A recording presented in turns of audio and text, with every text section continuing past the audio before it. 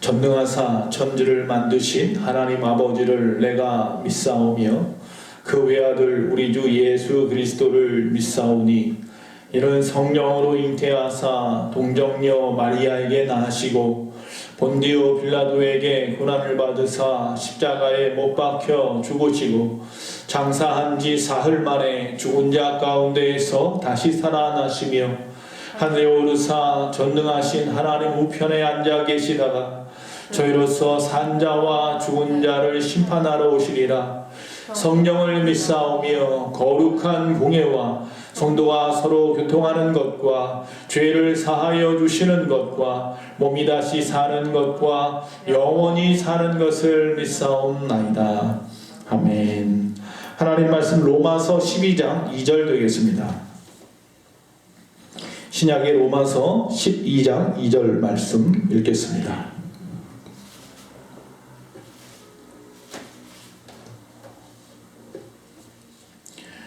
로마서 12장 2절입니다.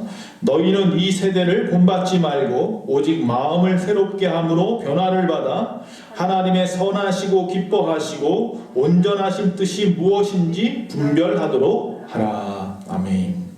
오늘 하나님의 말씀의 제목은 구원받은 성도의 삶이라고 정해 보았습니다. 여기 보면 1이라고 표시를 했는데요.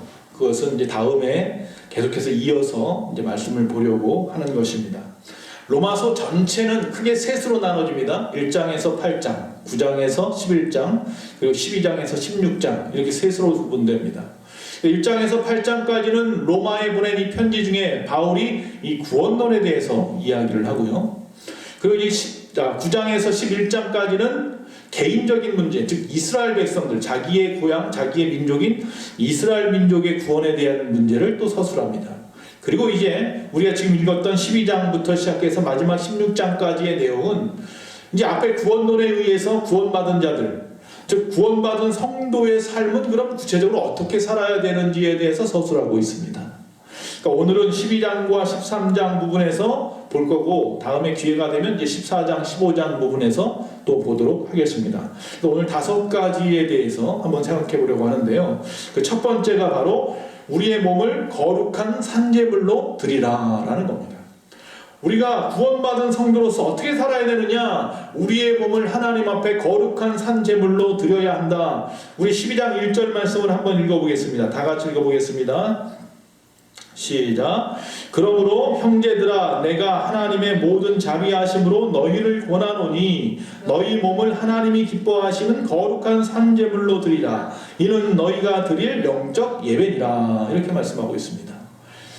가정에서 예배 드리시는 분도 영상으로 보시는 분들도 성경을 좀 펼쳐놓고 12장부터 13장까지 쭉 훑어보면서 같이 말씀을 나누기 원합니다. 자, 우리의 몸을 거룩한 산제물로 드리라. 이 말씀은 뭐예요? 헌신에 대한 이야기죠. 우리가 헌신한다고 하잖아요. 우리의 몸을 하나님 앞에 드리는 거죠. 즉 하나님이 기뻐하시는 일이 무엇일까? 하나님이 가장 기뻐하시는 일은요, 우리를 하나님 앞에 드리는 거예요. 우리를 어떻게 드리느냐? 거룩한 산제물로 드리는 거예요. 그래서 거룩한다는 말은 뭐예요? 흠이 없다는 이야기죠. 흠 없는 모습으로, 구별된 모습으로 하나님 앞에 드리는 거예요. 제물은 죽어야 됩니다. 근데 여기서 뭐라고 그래요? 산 제물로 죽으라고 하는 얘기는 우리가 예배 때마다 죽을 수는 없으니까 우리가 하나님 앞에 자기를 부인하는 것처럼 주의 십자가를 지고 주님의 그 길을 따르라고 말씀하셨을 때 나를 부인하라고 말씀하신 것처럼 우리가 나 자신의 몸은 육신은 살아있을지 모르지만 내 영을 하나님 앞에 온전히 바치는 것을 이야기하는 거죠. 즉 이의 말씀은 우리의 마음 중심을 보신 하나님이란 말씀인 거예요. 그래서 우리가 보통 번제를 드리든 뭐 화목제를 드리든 뭐 속죄제나 속건제를 드리든 우리가 하나님 앞에 제사를 드릴 때마다 제물을 바칩니다. 제물은 그 형편에 따라서 드립니다. 부자는 부자대로, 가난한 자는 가난한 죄로. 그런데 하나 바뀌지 말아야 될 것이 있는데 그것은 바로 어떤 비싼 소를 바치든 아니면 가난한 자들이 비둘기를 바치든 중요한 것은 형편대로 재물은 달라질 수 있어도 그 재물이 흠이 없어야 한다는 것은 똑같은 거예요. 그래서 우리가 하나님 앞에 드리되 거룩한 산제물로, 즉 흠없는 제물로 감사하는 마음에서 우러나오는 심령으로 바쳐지는 예배, 제사, 그것을 하나님은 기뻐하신다는 거죠. 그래서 우리가 성경에 보면 영과 진리로 예배하라고 말씀하고 있는 거죠. 두 번째, 12장 3절 말씀에 보니까 믿음의 분량대로 행하라 이렇게 말씀하고 있습니다. 한번 12장 3절 말씀을 또 한번 읽겠습니다. 내게 주신 은혜로 말미암아 너희 각 사람에게 말하노니 마땅히 생각할 그 이상의 생각을 품지 말고 오직 하나님께서 각 사람에게 나누어 주신 믿음의 분량대로 지혜롭게 생각하라. 아멘. 믿음의 분량대로 행하라, 이 말씀은 뭐냐면 각자에게 하나님이 주신 능력, 각자에게 주신 그 은사를 사용하여서 하나님의 나라 그리고 그 교회를 위해서 사용하여라, 선용하여라, 활용하여라, 이 말씀이죠. 즉 우리에게 하나님께서 각자의 선물로 은사를 주셨습니다. 그 은사는요 다양한 것입니다. 똑같은 은사를 줄 수 없습니다. 전에도 말씀드렸습니다. 방언을 받은 자도 있고 예언의 은사를 받고 지혜의 은사도 받고 지식의 은사도 받고 영분별의 은사도 받고 능력케 하는 은사도 받고 추의 은사도 받고 각종의 은사가 있지만 한 사람에게 한 번에 하나님께서 몰아주지 않습니다. 각자의 성품대로 환경대로 교회에서 필요한 대로 나누어 주신다라는 것입니다. 그래서 각자의 그 믿음의 모양대로 행하라 라고 말씀하고 있는 것입니다. 즉 다양성을 존중하라는 겁니다. 교회 안에서 저 사람이 나와 다른 은사를 받았다고 해서 나와 다르다 라고 하는 것에 대해서 인정하라는 거예요. 그것은 틀린 것은 아니에요. 그래서 틀린 것과 다른 것에 대해서 이해하라, 그런 의미도 될 수 있습니다. 즉 믿음의 분량이라고 하니까 믿음이 많고 적음에 대한 이야기를 하는 것 같지만 정확한 의미에서는 각자에게 주어진 은사의 다양성에 대해서 말씀하고 있는 것이다 라는 겁니다. 나에게 주어진 것 가지고 과욕 부리지 말고 그 안에서 겸손하게 겸허하게 하나님의 일에 최선을 다하며 살아가라 라고 말씀하고 있는 겁니다. 어느 아이가 요새 그냥 목련이 많이 폈어요. 그렇죠? 아주 큰 주먹만한 목련들이 확 폈는데 이 어느 아이가 꽃봉오리를 보고는 너무 예뻤어요. 근데 꽃이 금방 안 피는 거예요. 그러니까 억지로 손으로 꽃봉오리를 펼쳤어요. 어떻게 됩니까? 상하죠. 그 꽃이 되지 않습니다. 그러자 그 마음이 상처를 받았어요. 그런데 조금 있다 보니까 하루 정도 지나고 나니까 아니 그 꽃이 다 활짝 핀 거예요. 자기가 억지로 필 때는 안 펴지더니 스스로 활짝 폈어요. 근데 그 아이가 엄마한테 물어봐요. 엄마, 왜 이 꽃봉오리가 내가 애써서 필 때는 안 펴지더니 하나님이 피니까 이렇게 활짝 펴졌어? 이렇게 물어보는 거예요. 그래서 그 뭐라고 답할 수가 없었어요. 그때 그 아이가 스스로 깨달았어요. 알았다. 하나님은 꽃봉오리 안에서 열어주시니까 꽃이 활짝 피는 거야 라고 말을 하더라는 거죠.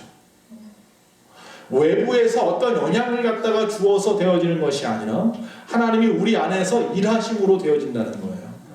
하나님이 우리에게 은사를 주시는 것이 그런 의미가 있지 않나 싶어요. 개인의 욕심은 내가 스스로 열려고 하는 것일 수 있어요. 그러나 공동체 안에서 필요에 따라서 하나님이 우리 안에서 열어주시면 각자에게 주어진 그 은사 가지고 믿음의 분량대로 열심히 일하면 될 줄로 믿습니다. 세 번째, 서로 사랑하라 라고 말씀하고 있습니다. 12장 9절에서 13절 내용인데 10절 말씀만 한번 읽어보겠습니다. 짧습니다. 형제를 사랑하고 서로 우애하고 존경하기를 서로 먼저 하며, 이렇게 말합니다. 여기서 말하는 서로는 누구예요? 형제라고 했어요. 주 안에서 형제 자매를 말하는 거죠. 즉 먼저 교회 안에서, 교회 공동체 안에서 예수 그리스도의 이름으로 모인 그 공동체 안에서 서로 사랑하는 것이 먼저입니다. 즉 기독교의 핵심은요 사랑입니다. 하나님의 그 모티브가 사랑이거든요. 그러니까 서로 사랑할 때에 그래서 예수님의 제자임을 증명하고 드러낼 수 있다고 합니다. 우리가 사랑하는 것을 보고 사람들이 우리가 예수님의 사람 그리스도인임을 알 수 있다라는 것입니다. 그렇기 때문에 사랑은요 마음에만 두면 안 되고 이 사랑은 행위로 비로소 드러나야 하는 것이죠. 그래서 여기서 보면 성도에 쓸 것을 공급하고 13절에 손대접하기를 힘쓰라 구체적으로 이야기를 하고 있습니다. 교회 안에서 서로 간에 쓸 것을 공급해주고 또 손님이 오면 그분들도 또 대접해주고 교회가 해야 할 일들을 이야기하고 있습니다. 이 13절에서 10절에 보면 그런 내용들이 좀 구체적으로 나옵니다. 형제를 사랑하고 서로 우애하고 존경하기를 서로 먼저 하고 부지런하며 게으르지 말고 열심을 품고 주를 섬기며 소망 중에 즐거워하며 환난 중에 참으며 기도에 항상 힘쓰고. 그런데 13장으로 넘어가면요, 또 8절에서 10절에 또 역시 마찬가지로 사랑에 대한 이야기를 구체적으로 더 이야기하는데 거기에는 좀 이상한 이야기를 합니다. 9절부터 10절에 보면요, 간음하지 말라, 살인하지 말라, 도둑질하지 말라, 탐내지 말라 한 것과 같이 여러 가지 계명이 우리에게 주어졌다 이야기를 해요. 그런데 내 이웃을 내 자신과 같이 사랑하라 하신 그 말씀 가운데 다 들었다 이렇게 말해요. 그러니까 우리가 누구를 갖다가 미워하는 일, 또 간음하지 말라, 살인하지 말라, 도둑질하지 말라, 탐내지 말라, 성경에 613가지 하라는 것과 하지 말라고 하는 많은 규율이 있는데 그거 우리가 일일이 다 외울 수도 없고 지킬 수도 없으니 전에도 말씀했네요. 어떻게 하라고요? 한 가지만 하면 된다는 거예요. 뭐요? 사랑하면 된다는 거예요. 내 이웃을, 내 형제를 사랑할 마음만 있으면 살인 안 하죠. 사랑할 마음만 있으면 도둑질할 이유가 없는 거죠. 거짓말하고 증거할 필요도 없는 거고요. 그러니까 그 모든 율법의 중심에 뭐가 있다? 사랑만 있으면 된다라고 말하고 있어요. 그만큼 사랑이 우리의 삶에 얼마나 중요한 역할을 감당하는지. 주님이 이 땅에 오셔서 우리를 구원하시는 모든 과정도 사랑의 과정, 십자가의 사랑 아닙니까? 사랑은 그런 것입니다. 그래서 이 사랑에 대한 그 예를 들면서 이 파프누티우스라고 하는 성자에 대한 이야기를 언젠가 한 적이 있어요. 새벽 예배 때 이 말씀을 전할 때. 그 파프누티우스라고 하는 사람은 정말 자기가 좋아하는 체육 배우가 있었어요. 근데 그 사람이 예수님을 안 믿어요. 그래서 그 마음에 그를 예수 믿게 하려고 그 집에 스스로 하인, 종이 되어서 들어갔어요. 그 집에 종살이를 하는 거예요. 젊은 나이에 들어가서 10년이 넘도록 종살이를 합니다.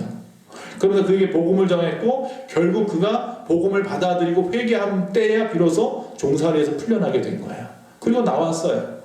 나와서 또 열심히 일하면서 살아가려고 하는데 주변에서 알게 된 과부 한 명을 만났는데 그분이 아이를 키우는데 너무 힘든 거예요. 너무너무 힘들어서 정말 너무 어려운 거예요. 그것을 보고 마음이 찢어지도록 아팠어요. 그래서 어떡합니까? 또 부잣집에 스스로 또 종이 되어서 들어가서 그 부자에게 돈을 받아서 그 과부에게 건네주어서 그 과부가 살아가게 했어요. 또 역시 마찬가지로 그 집에서도 한 10년, 20년 가까이 또 열심히 일을 하고 나서 비로소 이제 나왔어요. 나오면서 그가 받아갖고 나온 것이 있는데 외투 한 벌과 겉옷 한 벌과 또 성경책 하나를 가지고 나왔어요. 그리고 그걸 받아갖고 하나는 입고 들고 또 손에 들고 이렇게 가고 있는데 앞에 정말로 아이 하나가 동냥을 하고 있는 걸 보고 마음이 너무 아팠어요. 그래서 그에게 겉옷을 벗어 주었어요. 또 할아버지 한 분이 또 역시 마찬가지로 누워서 찬 바닥에 누워서 있는 것을 보고 또 그에게 겉옷을 벗어 주었어요. 그리고 남아있는 그 성경책, 그 당시 성경책이 비쌌으니까 가죽으로 만든 그 성경책, 그 성경을 그는 많이 읽었기 때문에 내용을 다 알기에 그 성경책을 팔아서 그것을 가지고 또 역시 마찬가지로 가난한 자들에게 빵도 떼어주고 떡도 떼어주고 나누어 주었어요. 그럼 평생 남의 집 종살이 하면서 그가 먹어본 거라고는 딱딱한 빵 조각과 물 외에는 입에 넘겨보지도 않았답니다. 그러면서 뭐 하는 거예요? 몸소 사랑을 실천했던 거예요. 그가 이렇게 할 수 있었던 것은 소자 하나에게 물 한 그릇 건네는 것이 곧 내게 한 거라고 하시는 주님의 말씀을 그는 믿었기 때문이에요. 그게 바로 사랑이죠. 그래서 나는 정말로 사랑합니까? 라고 말할 때 정말로 내가 정말로 주님이 우리를 사랑하시는 것처럼 나도 내 이웃을 사랑할 수 있습니까? 라고 말할 때 그 말을 했을 때 아멘 할 수 있어야 그게 진정한 사랑이라는 거죠. 네 번째, 사랑을 하는데 원수를 사랑하라라고 말하고 있다는 거예요. 그 형제를 사랑할 수 있어요. 교회 안에서 형제님, 자매님 하며 사랑할 수는 있어요. 그런데 원수까지 사랑한다는 것은 참 쉽지 않은 거예요. 14절 말씀입니다. 12장 14절 말씀을 한번 읽어보겠습니다. 너희를 박해하는 자를 축복하라. 축복하고 저주하지 말라. 나를 핍박하고 박해하는데 그 사람을 오히려 축복해 주랍니다. 저주하지 말랍니다. 이게 바로 진짜 사랑을 테스트하는 방법이에요. 내가 정말 사랑하느냐. 사촌이 땅을 샀을 때 축복을 해줄 수 있는 마음이 있습니까? 아니면 배가 아프십니까? 배가 아프다면 아직까지 원수를 사랑할 마음이 없어요. 성경은 그렇게 말합니다. 그래서 악을 선으로 갚으라. 악을 악으로 갚지 말고 악을 선으로 갚으라. 그렇게 말합니다. 20절에 보니까 이런 말씀이 있습니다. 내 원수가 주리거든 먹이고 목마르거든 마시게 하라. 그러면서 뭐라고 말하냐면 그리함으로 내가 숯불을 그 머리에 쌓아놓으리라. 이렇게 말합니다. 아니 이게 무슨 말이에요?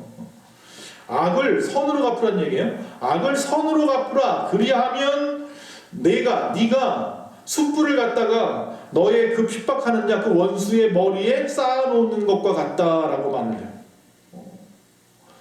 아니 왜 머리에다 숯불을 갖다가 쌓아놓는다고 표현을 하느냐? 이것은 그 당시의 표현이죠. 지금 우리의 표현하고 다르겠죠. 이건 어떤 의미냐 하면 원수에게 자기의 행동에 대해서 후회하고 또 부끄러움을 느끼고 그래서 그 죄악에서 돌이키게 하기 위함이다라는 거예요. 여러분 숯불을 머리에 놓는다는 이야기는 그런 의미예요. 내가 그 사람을 오히려 저주하지 않고 축복하고 악으로 갚지 않고 선으로 갚음으로 말미암아 오히려 그 사람이 그것에 대해서 깨닫고 그 다음에 후회하고 부끄러움을 느끼고 돌이키는 것.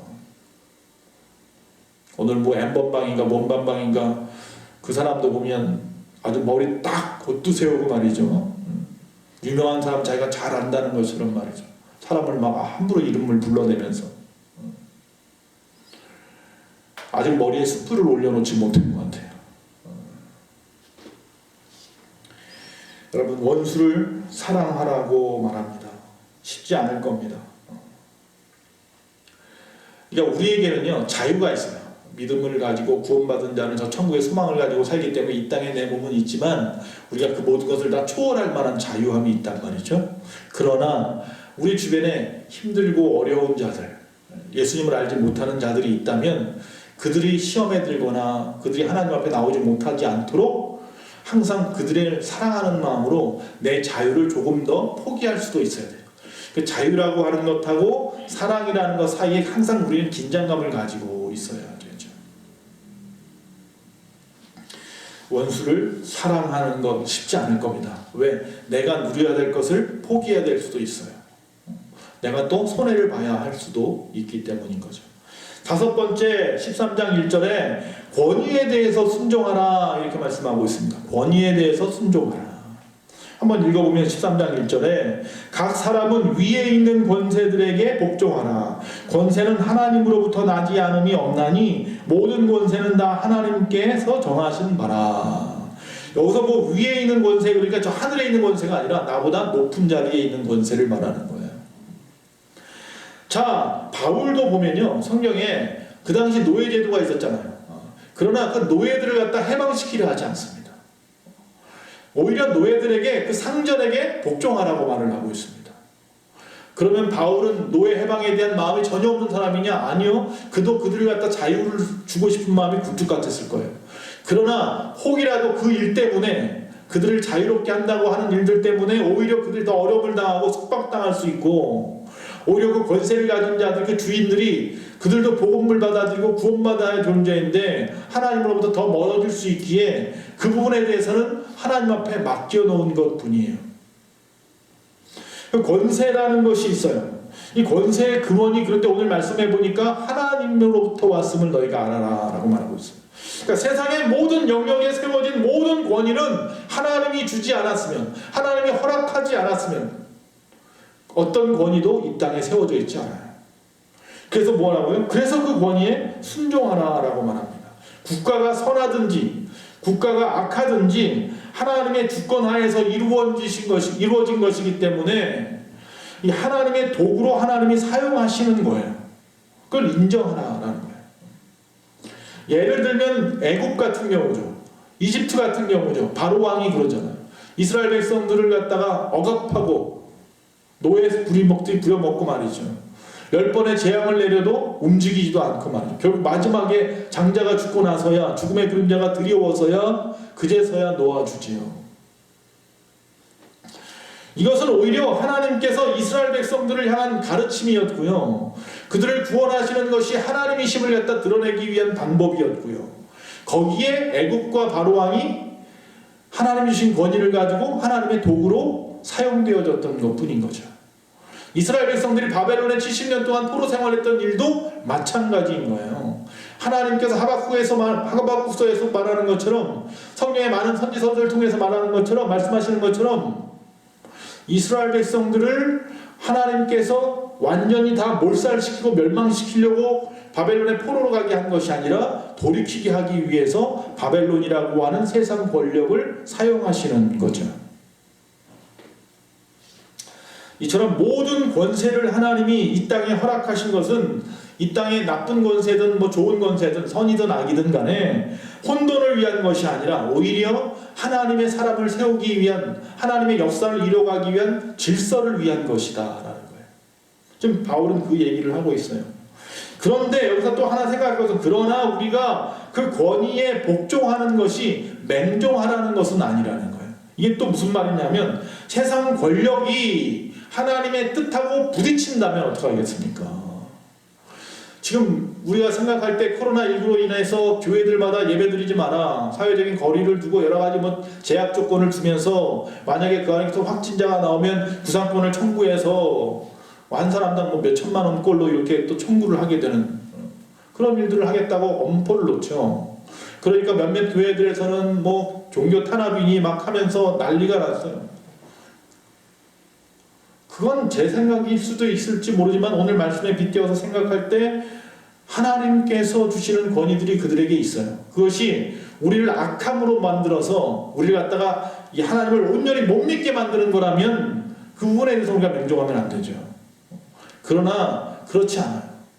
생명 살리는 일이 주님이 더 기뻐하시는 일 아닐까요? 그렇다면 그 부분에 있어서는 우리가 인정해야 되는 거죠. 주님도 안식일을 갖다가 일부러 범하시는 일을 행하여. 왜? 생명이 더 중요하다라는 거죠. 그래서 우리는 그 부분에 대해서 인정할 것은 인정해 주어야 되는 거예요. 그런데 만약에 그것이 적그리스도와 같은 악한 영에 의해서 이루어지는 일이라면, 끊임없이 우리를 박해하고 핍박하고 예배하는 것을 완전히 못 드리게 하고 우리의 신앙을 말살하기 위한 것이라고 한다면 그것은 하나님의 뜻이 아니기 때문에 그 부분에 있어서는 우리가 맹종할 이유가 전혀 없는 거죠. 맞서 싸워야 하는 거죠. 다만 맞서 싸우는 방법이 물리적인 방법이나 폭력적인 방법으로 하지 말고 우리가 할 수 있는 거 있잖아요. 기도하고 말씀 보고 예배하고 끊임없이 국가를 위해서 중보기도 하는 일부터 시작해라는 거죠. 또 우리에게 주어진 의무를 다 하면 되는 겁니다. 우리에게 주어진 의무가 투표 같은 거예요. 얼마 있으면 또 4.15 총선이 있습니다. 그런 투표를 통해서 우리 기독교인들이 바른 민족, 이 민족을 바르게 바라보고 바르게 나아갈 수 있도록 우리의 주어진 그 권리를, 권한을 행사하면 되는 거예요. 그런 방법을 통해서도 얼마든지 이 민주주의 국가에서는 지금의 모든 잘못된 부분들이 있다면 돌이킬 수 있는 길이 분명히 있다는 거죠. 이처럼 권위에 순종하는 것도 지혜롭게, 그 무엇보다 하나님의 나라, 하나님의 뜻이 먼저이고 그런 어떤 우선순위에 대해서, 질서에 대해서 생각하고 그 외의 것들에 대해서는 서로 조화를 이루어서 그 안에 오히려 복음의 길이 열리고 하나님의 나라가 세워지는데 조금 잠깐의 제약은 있을지 몰라도 그것이 진정으로 하나님의 뜻과 어긋남이 없다면 순종할 줄도 아는 지혜가 좀 필요하지 않느냐라는 거죠. 마지막으로 한 가지만 더 보겠습니다. 13장 11절의 말씀, 즉 종말론적인 우리가 각성이 필요하다는 이야기인데 마라나타 신앙에 대한 이야기입니다. 주님 다시 오신다는 이야기죠. 13장 11절 말씀만 또 한번 읽어보면 그런 내용입니다. 또한 너희가 이 시기를 알거니와 자다가 깰 때가 벌써 되었으니 이는 이제 우리의 구원이 처음 믿을 때보다 가까웠음이라. 할렐루야.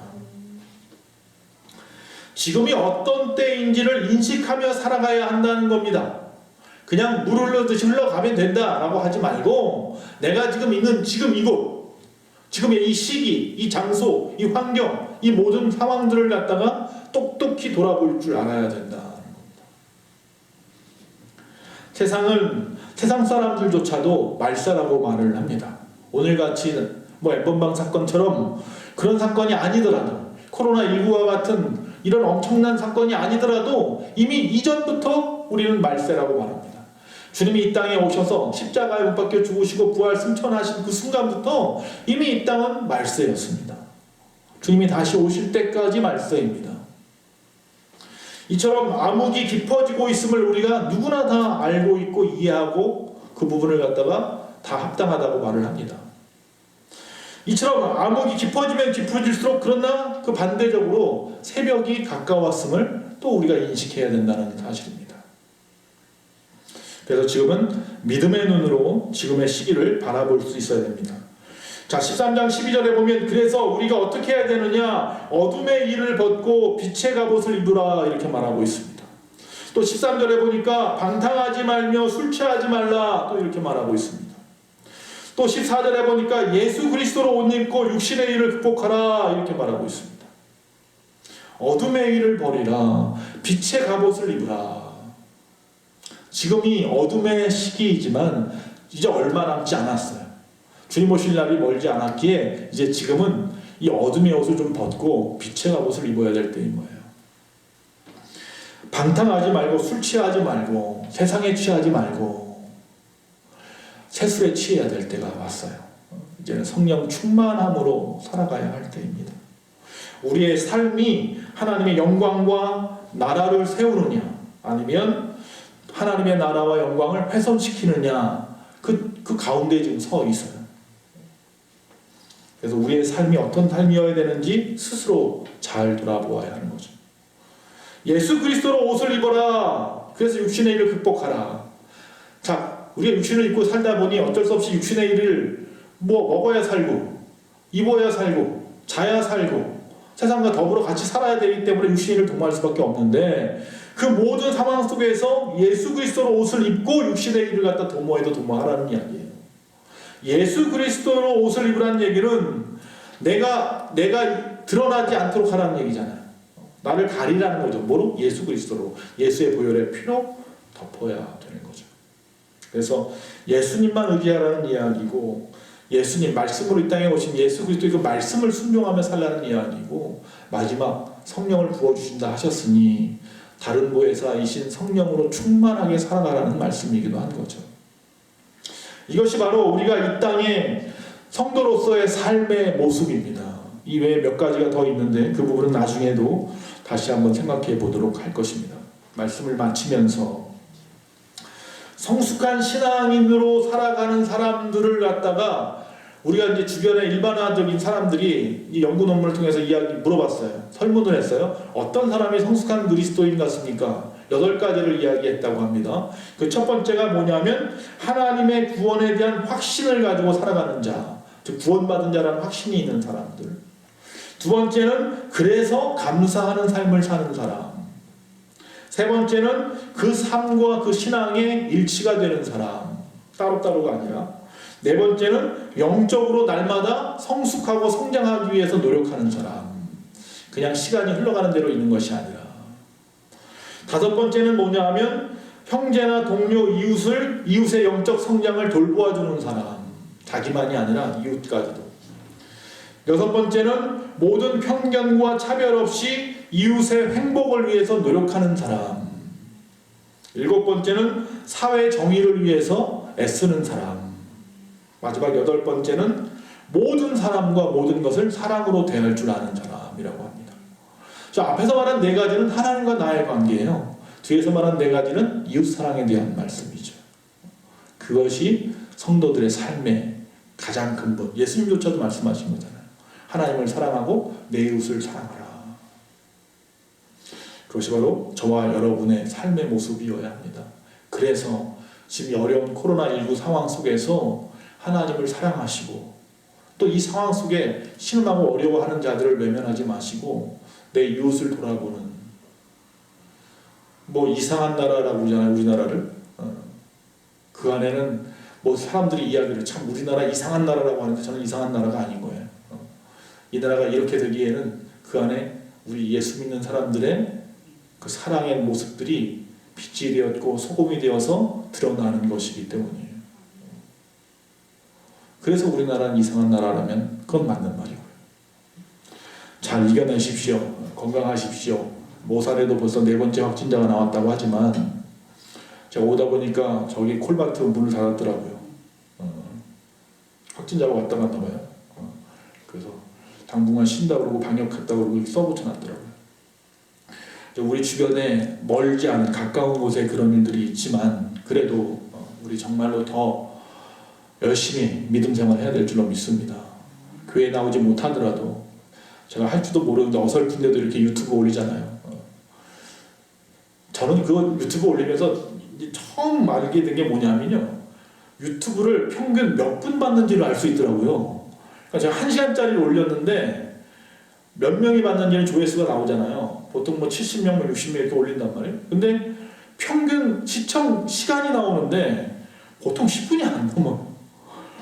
그럼 뭐야, 앞에 좀 보다 마나? 그런 생각이 드는 거예요. 그럼 안 됩니다. 우리 예배하자고 지금 유튜브에 올리는 거 아니겠어요? 몇 시간씩 준비해서 온전한 예배를 하나님 앞에 드리길 바랍니다. 그래서 다시 모여서 예배할 그때 뜨거운 눈물을 흘리면서 감사하며 기뻐하며 찬양하며 예배할 수 있도록 지금도 내가 있는 그곳에서 이 영상을 통해서 날마다 예배하시는 저와 여러분 되시기를 간절히 바랍니다. 기도하겠습니다. 사랑이 많으신 아버지 하나님, 예수 그리스도를 믿어 성도된 우리가 우리의 몸을 거룩한 산제물로 드리고 우리에게 주어진 믿음의 모양대로 살고 서로 사랑하고 원수도 사랑하고 권위에 순종하되 지혜롭게 순종하며 또한 마지막 이 시대 주님 오실 날을 기다리며 마라나타 주 예수 어서 오시옵소서 재림의 신앙으로 믿음의 눈으로 바라보며 세상을 바라보며 살아가는 우리가 다 되어지게 하여 주시옵소서. 지금의 모든 상황들 때문에 몹시 두려워하고 떨고 어려워하고 있습니다. 힘들어하고 있습니다.